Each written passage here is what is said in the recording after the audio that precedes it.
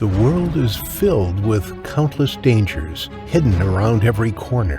One of the most frightening scenarios for a lot of us are, whether lost in the wild or interacting with exotic pets, is finding ourselves in the jaws of a snake swallowed whole. The incredible flexibility and voracious appetite of some snake species, like pythons, have made this scenario a reality for a few unlucky people. Hit that like button and subscribe right now. In today's episode, we go over 3 times people have been swallowed whole by snakes. Welcome to Final Affliction.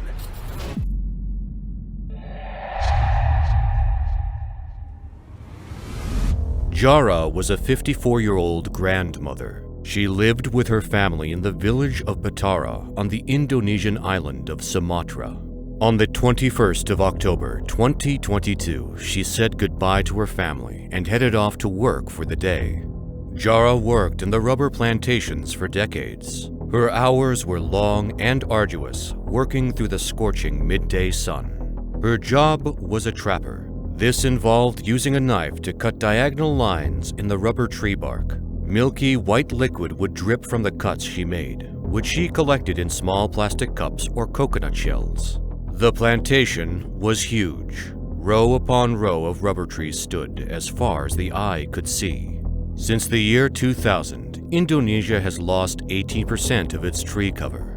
Deforestation clears ground for agriculture. In the Jambi province where Jahrah worked in the southeast of the island, rice, corn, tobacco, palm oil, and rubber were produced on a massive scale. The plantations are surrounded by beautiful countryside. In Jambi, the Barisan Mountains and volcanic peaks protrude from the evergreen forests. The lush green valleys are filled with tidal rivers and scattered with mangrove swamps. This habitat is home to a plethora of native wildlife, all of which is competing with an ever-expanding human population. Jahrah left her home before dawn. The world outside her little house was dark. Only the moon provided a sliver of light for her to see her way through the dense jungle and towards the plantation. Jahrah earned the equivalent of £1.25 a day. With an extra job on the side and working 7 days a week, Jahrah managed a monthly salary of just £45 or $55. There was no job security at the plantation. Despite having worked there for over a decade, Jahrah, like many other workers, was still only employed on a day labor basis and had no formal contract or benefits that would go with that. After Jahrah had signed in at the plantation that morning, she set to work.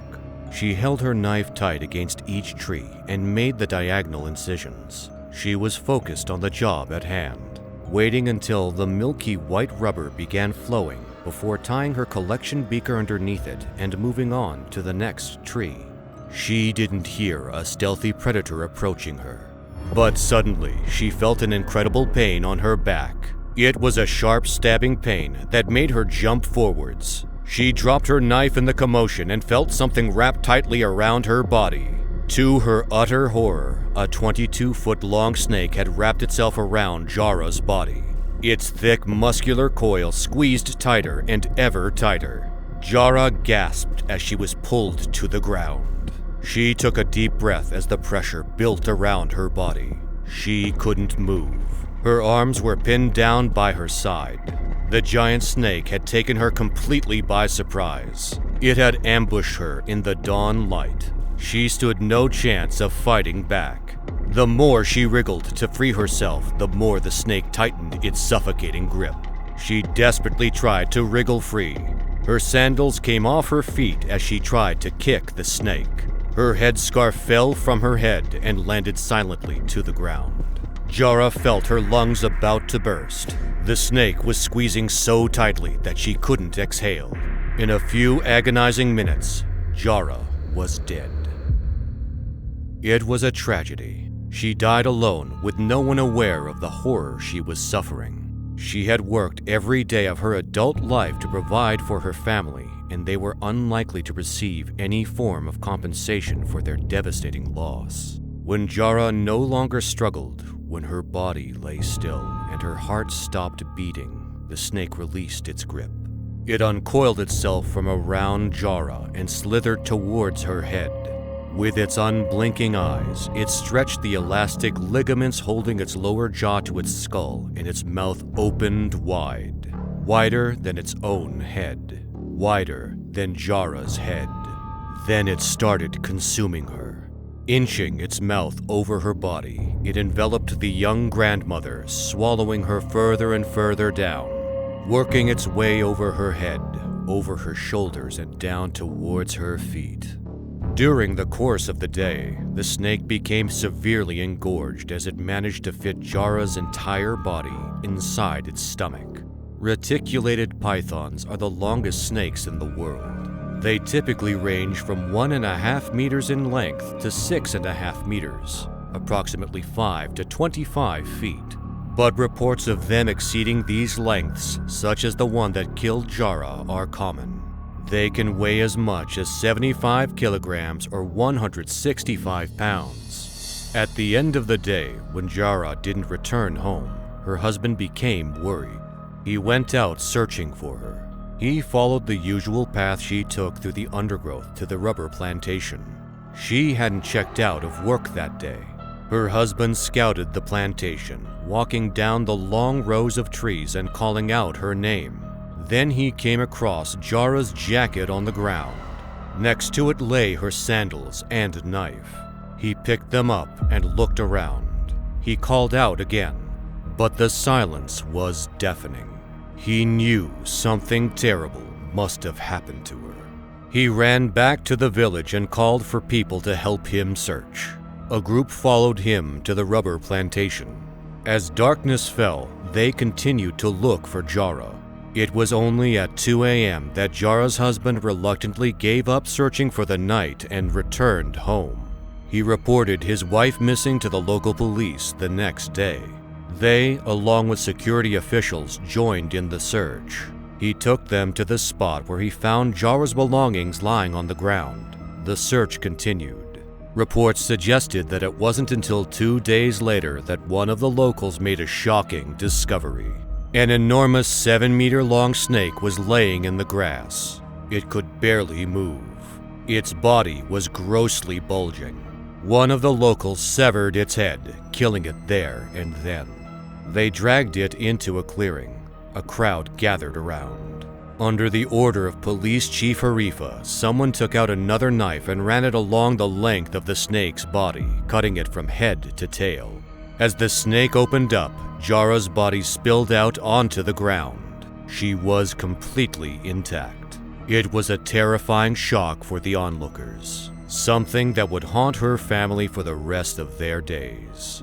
To know that a loved one had been completely consumed by a giant snake was the stuff of nightmares. A spokesman for the village from where Jahrah lived said that recently some of the villagers had spotted an even bigger python in the area. They estimated that it was at least 27 feet long and had tried to capture it, but it managed to get away. It slithered off into the surrounding forest. Naturally, the locals are concerned that there are such huge snakes living in the forests around their homes. But attacks like this are becoming increasingly common. Although in the grand scheme of things they are a rare occurrence, they are happening more often than before. The reticulated pythons can grow to enormous lengths, but their typical prey is usually much smaller than a human. Often, they prey on pigs and deer or rodents around nesting birds. But with their habitat in sharp decline, they have nowhere to go. They are in direct competition with humans for some of their food sources too. And as their habitat becomes more and more fragmented, they sometimes need to pass through civilization to make their way from one forested area to the next. Human settlements also offer enticing food for these snakes. Rats and domesticated livestock are always within close proximity to people. And whilst humans wouldn't normally be on the menu, the snake's opportunistic nature makes them a formidable predator, though one we should respect, because if we don't, we may just meet our terrifying final affliction. In June 2018, a stealthy predator was on the prowl in Indonesia. 54-year-old Tiba lived on Muna Island just off Sulawesi's south coast. The small island is beautiful and isolated. It covers an area of just over 650 square miles. It's surrounded by turquoise blue waters and a fringe of golden sandy beaches. Dotted about the island are freshwater lagoons hidden by dense jungle and waterfalls emerging from the greenery. Most of the locals on the island make a living from agriculture. They grow rice, sago palms, and tubers. Some fish in the sea, often catching the much sought-after and highly profitable sea cucumbers, as well as the plentiful fish. Communities on the island are close-knit. Everyone knows everyone else. Tiba grew vegetables to feed her family and to sell at the local market. She had been having problems recently with wild boars. They had been coming out at night and feasting on the produce grown in the nearby gardens. They were destroying Tiba's hard work, food, and supplementary income. One night, she decided she had had enough. She wanted to stop the wild boars from eating all her vegetables and needed to scare them away. The rainy season had recently ended. The surrounding countryside was lush and green. The air was hot and humid as Tiba stepped out of her house that evening. The temperature was a pleasant 20 degrees Celsius, a significant drop from the low 30s in the daytime sun. She grabbed a flashlight and machete from her house and slipped her feet into her sandals. The garden was about half a mile away from her village. All was quiet in the night except for the chatter of a few people as they made their way home for the day. Tiba walked out of the village and down the track towards the garden. Either side of her was thick undergrowth and rocky outcrops. The path meandered through the trees. Soon the trees gave way to a rocky area. The garden lay at the base of a large cliff, which also had caves in the rock face. It was a known spot for snakes. When she arrived there, she spotted the wild boar. They were snuffling around on the freshly planted vegetable patch, rooting in the earth and munching their way through the feast. They were making a mess and destroying Tiba's hard work. Tiba shouted at them and clapped her hands loudly. They squealed and scarpered, running away into the forest. She walked up to her vegetable patch to see what damage they had done. She shone her flashlight up and down the garden. She was going to have to come up with a new way of deterring them. That evening, Tiba wasn't the only one looking for the wild boar. In the undergrowth, a predator had picked up the wild boar's scent and was making its way to the garden. When the pigs ran away, the predator turned its attention to Tiba. As she bent over to inspect her vegetables, the ambush predator struck. It was an enormous reticulated python, 23 feet or 7 meters long. It lunged at Tiba. Its mouth opened wide as it bit her on her back. It knocked her forwards, and she felt the pain from the bite. She jumped up and looked around. The machete flew from her hand and fell on the ground. In an instant, the python had her in its grip. It coiled its body around Tiba. She could feel its constriction, its immense muscle squeezing her body. She couldn't move. Her arms were locked down by her side. Her legs were wrapped in the snake's powerful embrace. Tiba tried to struggle. She tried to fight it, but the more she wriggled, the tighter it became. She struggled to breathe. Her blood vessels were squashed and squeezed. Her rib cage could expand no more. Through its rapid attack, the snake had secured its victim. In a matter of minutes, Tiba lost consciousness. She could no longer breathe, and the life had been squeezed out of her. Tragically, Tiba died on her own that night. She was a much-loved member of the family and the local community. She was a devoted mother of 2 and would be sorely missed. For her, the attack must have been truly terrifying. It must have been an incredibly painful way to go, a feeling of helplessness and powerlessness without the ability to fight back. She had been in the wrong place at the wrong time. The snake had been hunting her that night. It was likely attracted to the area because of the wild boar. The forests of Sulawesi have been in sharp decline recently due to deforestation for logging and to make way for agriculture. This leaves the native wildlife with nowhere to go. Predators like the python are more likely to come across people. They must cross open farmland to travel from one section of forest to the next. Their fragmented habitat is making hunting their usual prey more and more difficult. As agriculture expands across Sulawesi, pythons are attracted by other animals that live near people and their farmland. Rodents and livestock are easy prey for these snakes. So too, it seems, are humans. When Tiba struggled no more, the snake was able to consume her. In a chilling moment, the snake moved toward Tiba's head. It opened its mouth wide. The stretchy ligaments in its jaws enabled it to eat prey much larger than itself. Then it engulfed Tiba. It inched its mouth over Tiba's head and down along her body. Slowly, she was swallowed down into the snake's belly. Her feet lay near its mouth, her head toward its tail. When her family noticed that she hadn't returned home the following morning, they alerted the village. Immediately, people began searching for her. More than 100 people joined in the search. They retraced her footsteps and made their way to the garden. They could see that Tiba had been there. On the ground were her flashlight and sandals. But Tiba was nowhere to be seen. She had vanished. Just then there was a cry from one of the villagers. Little more than 50 meters away, there was a huge 14-foot reticulated python. It was having difficulty moving as it was incredibly bloated. The search party suspected the worst. They immediately killed the snake by severing its head, and several of them lifted it up and carried it back to the village. When they arrived, they lay it on the floor. The crowd gathered around. Some had mobile phones and were recording the scene as another took out a sharp knife.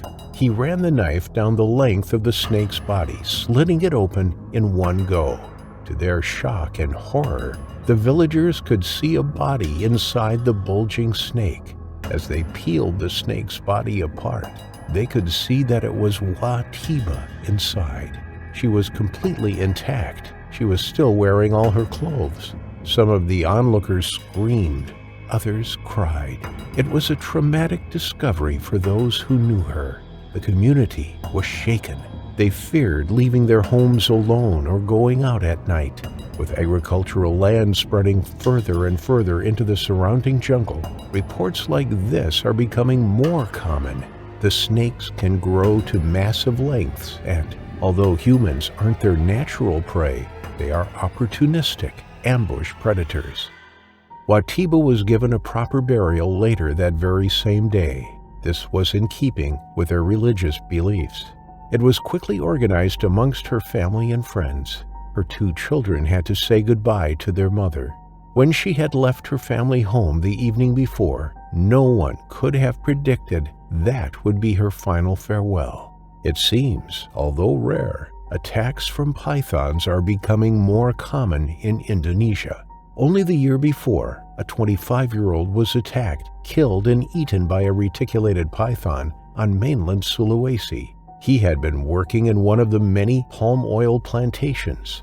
Also, a year before, another man was attacked whilst working in the palm oil plantation on Sumatra.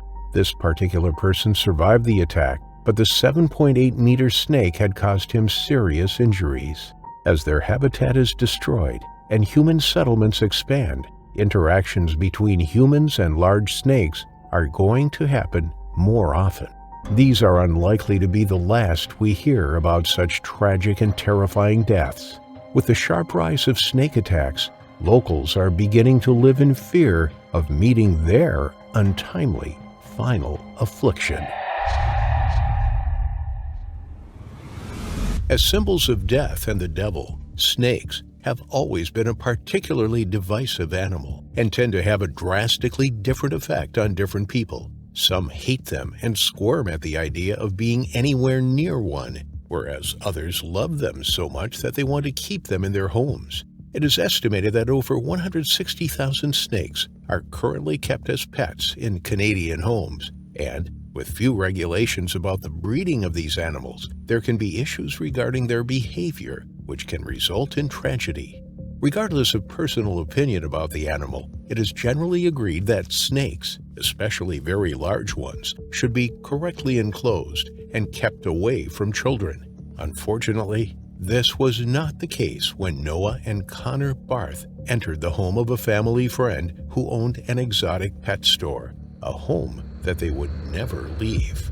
When 6-year-old Connor and his 4-year-old brother Noah were invited to a sleepover next door at a friend's house to see the animals that were held in the home, they were very excited. Even at this young age, they were already very interested in animals, and the idea of being able to get closer to them than any zoo would ever allow made the invite even more enticing. The friend's father was Jean-Claude Savoie, and he owned the local exotic pet store. He loved being able to show off his collection to children, believing that the interest might stick and lead to a lifelong hobby. The boys regularly spent the night over at his house, as his son was close friends with the boy, and so Jean-Claude was seen as an extension of the family. He cared for the boys very much and considered them to be his other sons, so he would always make sure they were happy and well taken care of.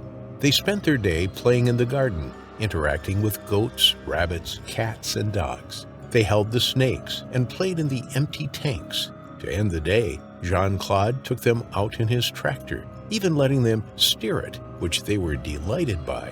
When they were finished, they cleaned themselves up and headed to bed around midnight. The brothers were set up in the living room on the sofa, while Jean-Claude and his son slept in their rooms. The boys were excited to be sleeping at their friend's house, and the idea that tomorrow they would be playing with even more animals made them barely able to sleep. Sadly, the boys would never wake again. Unbeknownst to anyone in the apartment, one of the exotic animals was planning an escape that night. In the room adjacent to where the young boys were sleeping, there was a 100-pound, 14-foot African rock python with an open vent above it. The species was illegal in Canada unless the owner had a specific license, which Jean-Claude did not have. But the man believed that it was a welcome addition to his collection, which he enjoyed showing off to people. The snake was not friendly, and at times was particularly aggressive towards humans, as it was a timid animal and would attack when scared. The animal had already attempted to escape earlier in the week through the vent, but it had gotten stuck, leading Jean-Claude to believe that the snake was too big to ever escape through the hole, and so it wouldn't need to be covered up or fixed. This was a decision that would cause the disastrous results of that night. The snake was hungry. It hadn't been fed in the last 24 hours, and so it was forced to try to find its own food. In its malnourished state, it was much smaller, which meant that it was now able to fit into the vent and found its way into the ventilation shaft. It slowly slithered through the shaft, moving from room to room as it tried to figure out where it could get its next meal. Although it was slim enough to fit through the shaft, its 100-pound weight began to take a toll on the ventilation shaft, and when it was making its way over the living room, it fell. Pythons will naturally constrict if they are in danger, and so, when the snake finally fell onto something, it grasped it tightly and continued to constrict. There was a smell of farm animals that filled the room, and so the snake concluded that the thing it had grabbed onto was a prey animal. Unfortunately, the snake was incorrect, and it had in fact fallen on top of the sleeping brothers. The smell was coming from them, as they had been playing on the farm all day, but the snake was not able to differentiate this. It could smell prey, and so it would treat the boys as it would any other prey. The boys initially tried to struggle, but were immediately overpowered. The snake was made of pure muscle, and the boys were no match for such prehistoric power. It began to constrict more, wrapping itself around the necks of the boys and biting mercilessly at the children's faces. As the children stopped struggling, the snake continued to bite and squeeze the children, either in an attempt to stabilize itself after the fall or because it was attempting to eat its prey. It is thought that the boys passed away quite quickly as the snake squeezed harder and gradually suffocated them. Although it would have been initially painful and terrifying for the children, we can only hope that it was over quickly and as painlessly as possible. Despite the speed of the attack, the snake did not try to consume the children and instead left them where it had killed them, their lifeless bodies giving the impression that they were peacefully sleeping. Jean-Claude woke up early and came into the living room at 6:30 a.m. He saw the children on the floor, and in the dim light, he could see their sleeping faces, and so continued into the kitchen quietly so that he wouldn't wake them. He accidentally made some noise in the kitchen and peeked out to check on the boys, expecting the sound to have woken them up, but they hadn't moved. This was unusual, and Jean-Claude started to have a bad feeling about the entire situation. He flicked on the lights to double-check when he saw the collapsed ceiling and debris across the floor. The boys still hadn't moved, so he initially worried that the debris had hurt the children. But then he saw his snake waiting in the corner. He looked at the animal and then at the boys and realized what had happened. The boys were blue. His snake had killed them. He ran out of the room to the boys' mother's house, banging on her door and shouting for her. "Oh my God, your kids are dead." Mandy heard the words echo through her hallway and her heart stopped. Her boyfriend ran from the house to check next door, and when he returned, his face was white. "It's true. It's a f***ing nightmare, but it's true." Mandy's world ended with those words. The tragedy hit the news worldwide, and thousands of people sent prayers to the family of the two young boys who were killed in such an unfortunate and graphic way. The snake was taken from the scene and euthanized by a vet who commented on how aggressive the animal was. Mandy began legal proceedings against Jean-Claude for criminal negligence, causing death, to avenge her children. But she knew that nothing would ever be good enough. She would never get her children back. During the case, they found that Jean-Claude had been warned by other reptile owners that he needed to cover the vent as soon as possible, as the snake would be able to escape. But he took his time to get it fixed, thinking that the animal was too large to fit through. What he didn't take into account is the amount that snakes can contract their muscles, especially when they haven't been fed. To convict the snake owner for criminal negligence, the court needed to answer 3 questions. 1. Did he fail in his duty as an adult to protect the children? 2. Did he show reckless disregard for their safety? 3. Did he fail to take appropriate measures to protect the children, causing their death? After 3 years of court proceedings, Jean-Claude Savoie was found not guilty, and the case was dropped against him. Although their mother was disappointed with the result, it didn't matter to her. She would still have to continue life without her children, who at the hands of her friend met their terrifying final affliction.